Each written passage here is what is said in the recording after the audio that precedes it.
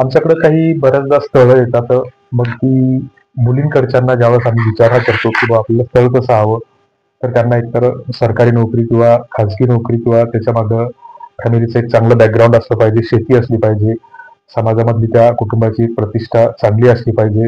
ही अपेक्षा असणं त्यात काही गैर नाही, साहजिक आहे, स्वाभाविक आहे.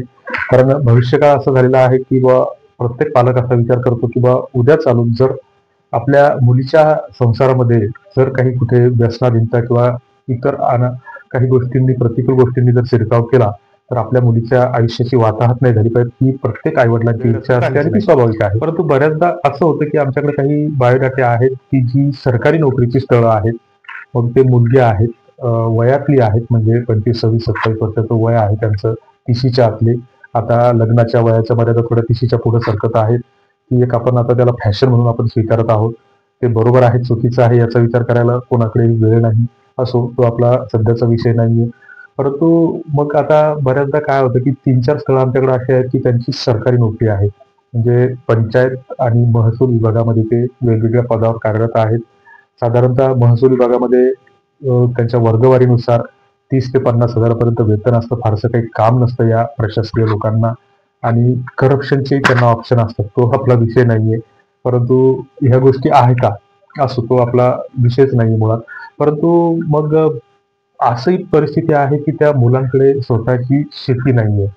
म्हणजे मुलं जी असतात तर ती 2 प्रकारामध्ये असतात की याच्यापैकी काही 2-3 स्थळं अशी आहेत की त्यांना वडील नाहीयेत. म्हणजे कमी वयातच त्यांचे वडील कुठेतरी निघून गेले आणि मग तर या मुलांचं काय होतं की वडिलांचा आधार गेल्याच्या नंतर एक तर काही मुलं बिघडतात, वाया जातात, कोणाचं धाक नियंत्रण नसल्यामुळं.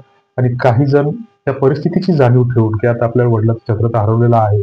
मग आता आईला आपण मोठ्या जिद्दीनं, कष्टानं ते अभ्यासानं पदापर्यंत जातात आणि एखाद्या पदावर ते विराजमान होतात, शासकीय नोकरीमध्ये ते रुजू होतात. आणि अशा स्थितीमध्ये त्यांना त्यांची जी काही पूर्वाश्रमीची जी काही परिस्थिती असते, तर त्या परिस्थितीची त्यांना पूर्णपणे जाणीव असते.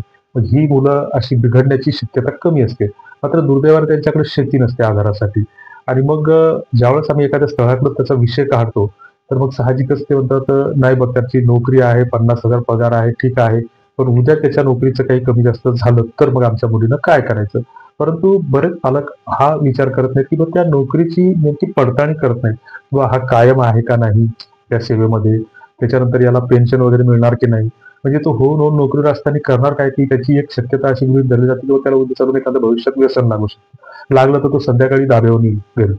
ठीक आहे. परंतु बऱ्याच मुली अशा आहेत की एखादा जर व्यसनाधीन नवरा असला, तर त्याची पूर्ण सूत्र आपल्या ताब्यात घेणाऱ्याही काही आमच्या आहेत, ज्या आता धीरपणानं आपला संसाराचा गाडा हाकतात आणि ते योग्यही आहे. आम्ही त्याचं समर्थन करतोय.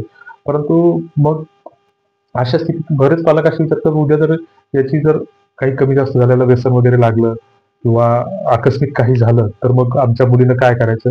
पण त्याला बाबा तो सरकारी नोकरीवर आहे, त्याला जर पेन्शन लागू असेल, तर अनुकंपामध्ये खाली त्या मुलीचाही कुठेतरी विचार होईल. मात्र त्या गोष्टी आपण त्या विचार करणंही योग्य नाही.